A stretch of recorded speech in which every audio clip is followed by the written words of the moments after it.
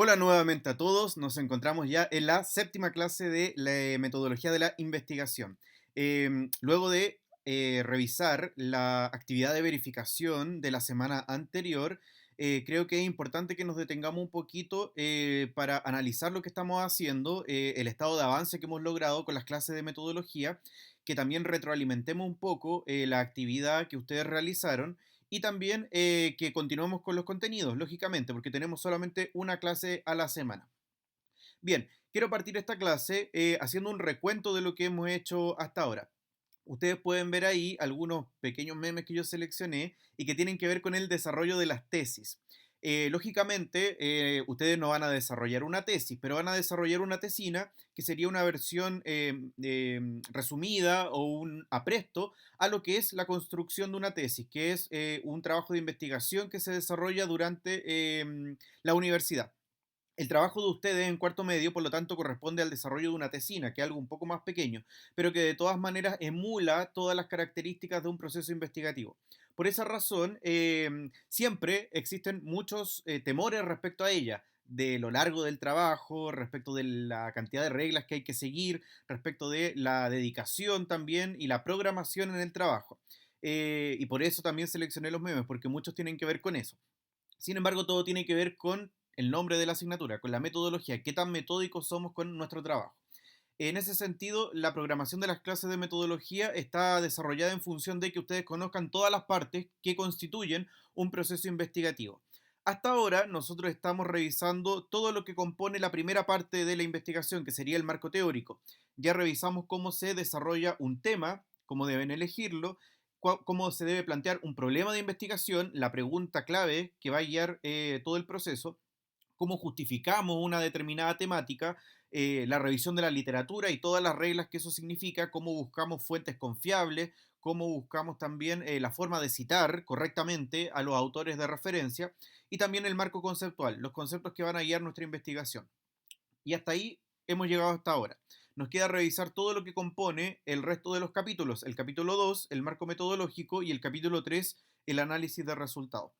Por ahora nos vamos a concentrar solamente en el capítulo 2 y de hecho solamente en la primera parte del capítulo 2, que son la formulación de las hipótesis, ¿ya? El marco metodológico y el marco teórico, si bien tienen nombres muy parecidos, tienen funciones diferentes.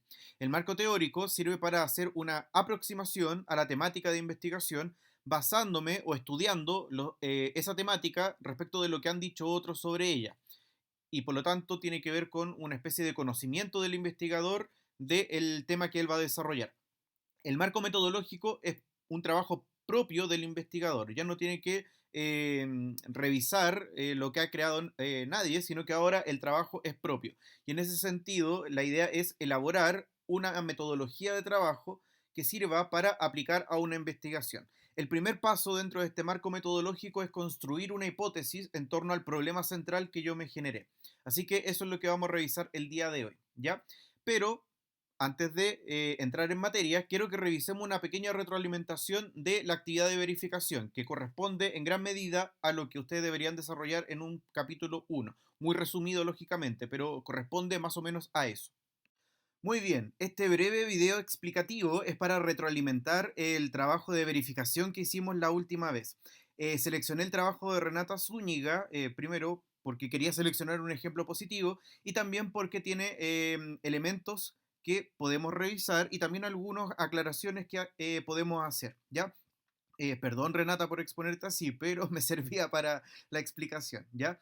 El trabajo corresponde esencialmente a lo que yo le explicaba en la lámina anterior. Corresponde a un mini resumen de lo que sería un primer capítulo de un proyecto de investigación. Por eso yo les pedía ciertas partes bien estructuradas. Una contextualización, la definición del problema central y las preguntas secundarias, una justificación, una revisión de la literatura y que siguieran las reglas para poder citar, ¿ya?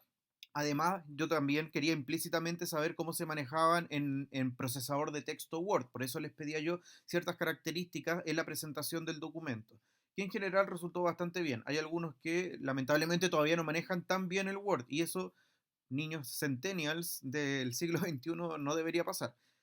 Eh, Pasemos a la revisión del trabajo propiamente tal. Lo primero que yo les pedía era una contextualización y ella bastante profundamente presenta su temática, ¿ya? Importante, esta contextualización la realizó, perdón, ella misma. Los profesores tenemos ciertas técnicas para darnos cuenta de cuándo algo está escrito por el propio alumno o cuándo lo saca de internet. Acá en este caso hubo un esfuerzo por redactarlo ella misma.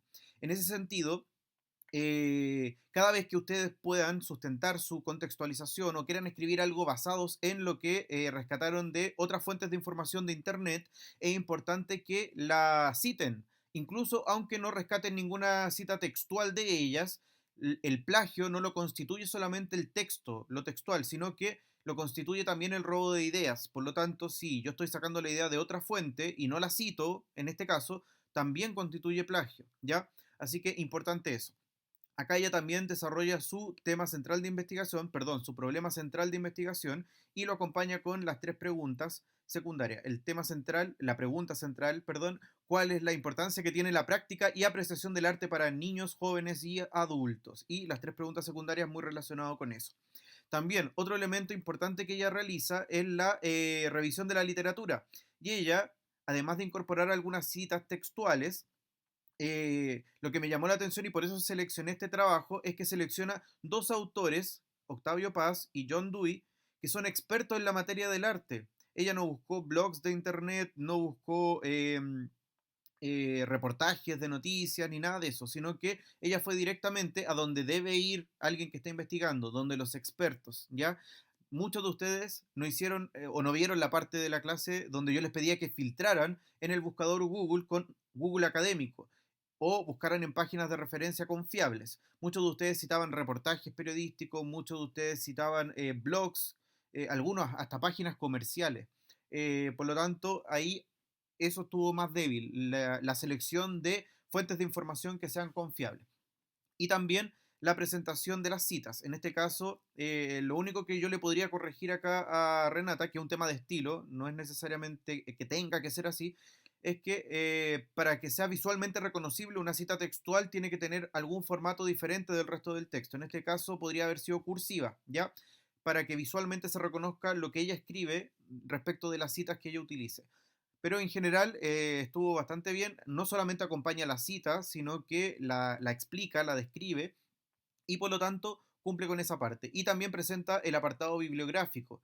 Esta parte también estuvo deficiente en algunos de ustedes. Algunos solamente colocaban el nombre del autor y el título del texto, pero se le olvidaba colocar algunos otros datos, como la fecha o la editorial de donde venía, que nos dan luces de dónde sacaron la información. Y obviamente el link, en este caso, de referencia que lleva directo hacia ese trabajo. Eh, la cita APA es muy importante, recuérdenlo. Se van a acordar de mí cuando estén en la universidad y tengan que escribir un trabajo. Ya, espero que esta breve revisión les haya servido y que les vaya mucho mejor en la actividad de verificación que viene más adelante. Bien, y partiendo ya con esta segunda parte del proceso de investigación que tiene que ver con el marco metodológico, uno de los primeros pasos que hay que hacer es crear una hipótesis, ¿ya? Ustedes ya manejan lo que es el método científico, me imagino que ya lo han trabajado bastante, y saben lo que es una hipótesis. En términos muy sencillos, una hipótesis corresponde a una posible respuesta ante una propuesta de investigación o una pregunta de investigación, ¿ya?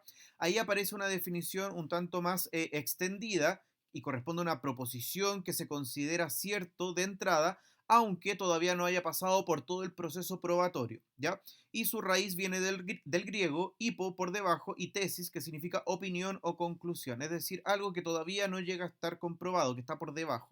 En ese sentido, también una aclaración. La palabra hipótesis es muy utilizada en los trabajos de ciencias naturales o de las ciencias exactas, mientras que en los trabajos de carácter más humanista o de ciencias sociales se tiende a hablar de tesis, ¿ya? A veces se usa hipótesis, se usa más cuando son investigaciones científicas propiamente tal, y la palabra tesis se usa cuando son más bien estudios sociales o humanistas. Cualquiera de los dos conceptos es válido para entenderlo de esta manera, ¿ya? Es una posible respuesta ante una problemática central. Un tema que está muy relacionado con el desarrollo de la hipótesis es el análisis de las variables, ¿ya? Y las variables de investigación son las distintas características o propiedades que tienen las personas, los objetos o los fenómenos que estamos estudiando en este caso y que pueden variar durante esta investigación y que pueden observarse, que pueden medirse, que pueden analizarse y que en algunos casos pueden llegar a controlarse por parte del investigador. ¿Ya? Seguramente ustedes también han escuchado el término variable en matemática. En este caso, nosotros los vamos a aplicar estos conceptos, pero al área de investigación. Existen distintos tipos de variables, dependiendo del tipo de investigación, pero yo seleccioné aquella que era más fácil de entender como una aproximación introductoria a esta temática de las variables. ¿Ya? Cuando nosotros analizamos un problema o una situación, podemos identificar los factores que intervienen dentro de esta situación, que pueden ser variables independientes, variables dependientes y variables confusoras o extrañas. ¿Ya? Las definiciones aparecen ahí. Una variable independiente es una causa que parece ser la responsable de un cambio o un fenómeno o una situación. Una variable dependiente es la variable que varía según las modificaciones que se hace en la variable independiente, estableciendo una relación de causa y efecto. Si la variable independiente se modifica, también lo hace la variable dependiente. Y la variable confusora es un factor que puede incidir en la variable dependiente, pero que no estamos estudiando y que puede también intervenir en ese proceso de investigación. Explicado así de manera tan teórica no queda tan claro. Por lo tanto, usemos un ejemplo. Aquí tenemos, al lado aparece un ejemplo donde identificamos estos tres tipos de variables. Tenemos una variable independiente que sería el uso de anticonceptivos y una variable dependiente que sería el número de hijos. Por lo tanto, ¿qué relaciones podemos establecer? Que a mayor uso de anticonceptivos, una menor cantidad de hijos. A menor uso de anticonceptivos, un mayor número de hijos va a tener una pareja. Sin embargo, lo que se nos olvida dentro de ese estudio o dentro de esa proposición es que el uso de anticonceptivos no es el único factor que puede incidir en el número de hijos que tiene una pareja. Por lo tanto, hay otros factores que yo no estoy midiendo en esta correlación y que pueden influir en los resultados y que yo tengo que tratar de controlarlos o tenerlos a la vista para que las conclusiones que yo saque finalmente sean conceptualmente válidas. ¿Qué otros factores pueden incidir en el número de hijos de una pareja? La religión o el sistema de creencias que tenga esa pareja. A lo mejor los métodos anticonceptivos no están permitidos por su religión o por su creencia en particular y por lo tanto no los usan. Ahí podría ser un factor a considerar. El nivel educativo, el nivel de educación sexual que tuvo la pareja, también es muy importante. ¿Qué grado de conocimiento tiene sobre los métodos anticonceptivos? La edad también es muy relevante. Hay procesos históricos y culturales también que marcan a las generaciones. Las generaciones más antiguas probablemente tienen una menor educación sexual o están más ceñidos a las temáticas religiosas que la población mucho más joven. Así que ahí en ese ejemplo podemos encontrar los tres tipos de variables, ¿ya? La variable confusora, recuerden, es la que yo no estoy estudiando, pero que la tengo que tener en consideración para que no incida en mis resultados finales. Bien, y ya que estamos hablando de la hipótesis, también podemos establecer que existen distintos tipos de hipótesis. Aquí aparece un cuadro descriptivo con los tipos de hipótesis. Ustedes lo pueden copiar, pegar en el cuaderno, lo pueden leer, etcétera. Pero esto no tiene mucho sentido si es que no los traducimos a ejemplos, ¿ya? Así que lo único que les voy a decir aquí es que existen tres grandes tipos de hipótesis. La hipótesis de investigación, que sería la hipótesis en general, que podemos después subclasificar en el resto que vamos a ver más adelante. Las hipótesis nulas y alternativas, que surgen como una respuesta a la hipótesis de investigación. Y las hipótesis estadísticas, que se traducen en números o en relaciones estadísticas. Dicho así, ciertamente no explica mucho, pero veamos los ejemplos para que quede más claro. Los primeros tipos de hipótesis, como yo les decía, son las hipótesis de investigación. Las hipótesis de investigación son cualquiera que se pueda plantear desde un inicio en un proyecto investigativo. En la primera subcategoría es la hipótesis descriptiva, que describe las características de sujetos, de objetos, de algunas situaciones y pronostican algunos datos, valores o características variables que se pueden ir midiendo. También la definición tampoco ayuda mucho. Veamos algunos ejemplos, ¿ya? Aquí al lado van a ir apareciendo ejemplos de según el tipo de hipótesis que vamos a ir revisando. En este caso, una hipótesis descriptiva podría ser la mayoría de los estudiantes consumen alimentos chatarra en las instituciones educativas. Estamos estudiando a un grupo de población, personas, y estamos diciendo una característica de este grupo de personas que suelen consumir alimentos chatarra. Solamente estamos describiendo a un grupo de población. Bien. Otro ejemplo, Los ciudadanos chilenos han desarrollado una gran desconfianza en la institucionalidad política en el último tiempo. De nuevo, se repite una descripción porque solamente estamos describiendo a un grupo de personas, los ciudadanos chilenos, con una característica de ellos, que han perdido la confianza en la institucionalidad política. Bien, eso podría ser un ejemplo de descripción. Veamos los siguientes ejemplos. El siguiente tipo de hipótesis es la hipótesis correlacional, que especifica algunas relaciones entre las variables, incluso pudiendo predecir la relación entre esas variables. Pero ojo, no las tenemos que confundir con las hipótesis causales. Son muy parecidas, pero presentan una diferencia. Las hipótesis correlacionales establecen una relación entre dos variables, pero no indican que una sea causa de la otra, ¿ya? Por lo tanto, hay que tener en consideración esa diferencia. Veamos los ejemplos. Primero, el rendimiento académico de los estudiantes mejora con el cambio de estrategia de la enseñanza del docente. ¿Ya? En este caso tenemos dos variables. Por un lado, el rendimiento académico y por el otro lado, el tipo de estrategia de la enseñanza docente. ¿Ya? No se establece que una sea causa de la otra, pero existe una relación entre ambas. ¿Ya? Segundo ejemplo, las personas marginadas de la Ciudad de México tienen, por lo general, una baja participación política. ¿Ya? Aquí de nuevo hay dos variables, ser una persona marginada en México y la otra variable, participar poco en política. ¿Ya? No es que por participar poco en política yo sea una persona marginada de la Ciudad de México, o no por ser una persona marginada de la Ciudad de México yo participe poco necesariamente de la política. Son dos situaciones que tienden a presentarse juntas. No se establece una relación causal y eso es muy importante dejarlo claro. El tercer tipo sí corresponde a las hipótesis explicativas o causales, que explican la manera en que se manifiesta y por qué se manifiesta la relación entre algunas variables. Hay una relación de causa y efecto que es explícita, ¿ya?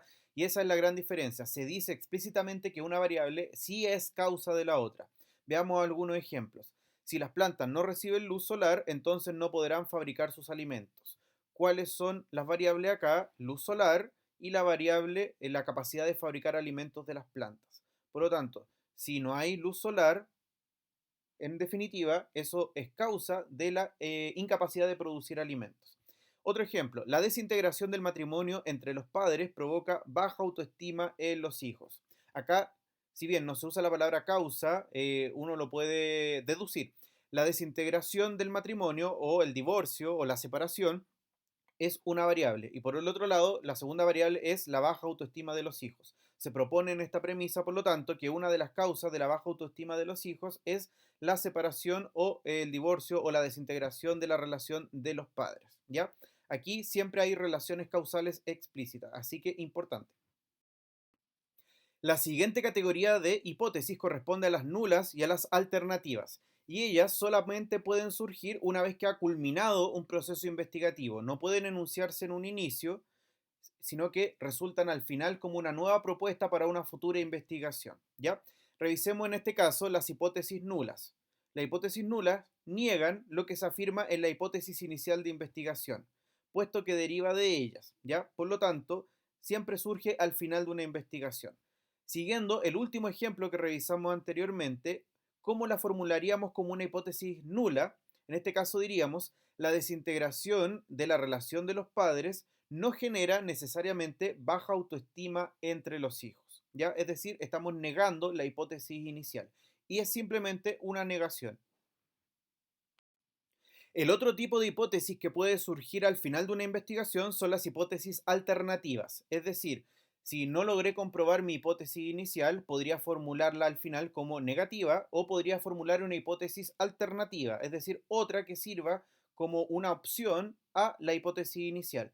Siguiendo también la misma relación del ejemplo anterior, podríamos plantearla de la siguiente manera: si el matrimonio de los padres al momento de desintegrarse no incide necesariamente en la baja autoestima de los niños o de los hijos, podríamos decir que se postula entonces que no es la desintegración del matrimonio, sino la falta de relación positiva con los padres lo que genera una baja autoestima. Es decir, corresponde a una reformulación a una nueva proposición que surge a raíz de la imposibilidad de poder comprobar la hipótesis inicial. Existe un tercer tipo de presentación de hipótesis que en realidad, más que tipos diferentes, es una diferente presentación de la hipótesis, más que nada. Y es una presentación estadística, es decir, está vinculada con las matemáticas. Si se fijan en los ejemplos, tenemos tres tipos de presentación estadística: las de estimación, las de correlación y las de comparación. Hay tres ejemplos por cada una. Cada ejemplo está formulado en escrito, pero también, si se fijan, está expresada en términos matemáticos, porque en algunos casos algunos procesos de investigación pueden llegar a traducirse a formulaciones matemáticas. En este caso veamos el ejemplo de hipótesis de estimación. El promedio mensual de fallas en la red de Internet, me imagino, corporativa de la universidad durante el presente año será menor que 10. ¿Ya? Por lo tanto, en este caso podríamos hacer una traducción al lenguaje matemático de esa expresión hipotética. También podríamos expresar una hipótesis de correlación, analizando dos variables, la relación que existe entre ellas. A mayor cohesión de un grupo social, mayor eficacia en el logro de sus metas primarias. Y eso también podríamos llegar a traducir la relación entre esas dos variables a términos matemáticos. Y en tercer lugar estaría las hipótesis de comparación, donde comparamos dos situaciones, pero en este caso podríamos traducirla también a términos matemáticos. Existe una diferencia entre el promedio de editoriales mensuales que dedicó en el último año al tema del terrorismo el diario El Deber, con un promedio tanto, y el que dedicó el diario El Mundo, con otro promedio tanto. Y eso también podríamos llegar a expresarlo de manera matemática. Lógicamente no voy a adentrarme en este tipo de formulaciones porque el área matemática no es lo mío y ustedes comprenderán eso. Así que se los presento para aquellos que les guste el área de la matemática puedan entender que también las formulaciones escritas pueden llegar a tener una traducción al lenguaje matemático. Bueno, y obviamente no se la iban a llevar así nomás, ¿ya? Claramente todo esto tiene sentido si es que ustedes también son capaces de formular estos tipos de hipótesis y de también reconocerlas, ¿ya? Así que van a realizar la siguiente actividad. Dice tarea, pero es una actividad que haríamos en clase. Elabora un ejemplo solamente de cada uno de los tipos de hipótesis que revisamos el día de hoy. Háganlo en su cuaderno, ¿ya? No es necesario que lo posteen en el foro, ¿ya? Háganlo en su cuaderno. Espero que estén muy bien esta semana, espero que la clase de hoy les haya servido y vayan al día con las clases, ya no la dejen para el final. Que estén muy bien, saludos a todos.